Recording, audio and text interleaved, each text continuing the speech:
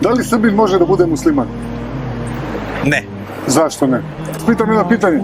Za šta? Da vas pitam da li verujete u Boga? Da. Da, verujete u Boga. Da. Da vas pitam jedno važno pitanje, ovako pismo u Srbiji sada. Da li Srbin može da bude musliman? Ne. Zašto ne? U stvari može, to je njegova želja. Šta hoće može da bude. A zašto je prvi odgovor bio automatski ne? Pa radi momentalna situacija što se dešava sa vama. Da situacija određuje nešto. Pa ja sam Srbin, Dobro, ja sam musliman dobro. i u ovoj sam situaciji. A koja situacija se to dešava? Situacija što se dešava u Izraelu i u Gazi. Kakve veze ima Srbija sa Izraelom i Gazom? Ne znam.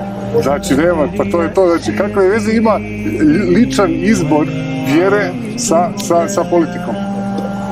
Pa ne treba da se meša. Ne To je bi prva trebalo stvar, se meša, da, naravno. to je prva stvar. Slažem se. Ali, znaš kako ide to? Sveko si ima svoje pravo. Mi nismo ni iz Srbije, znaš, mi smo od Makedonije. S Makedonije? Da. Mi smo baš bili u Skoplju prije jedno mjesec i po dana.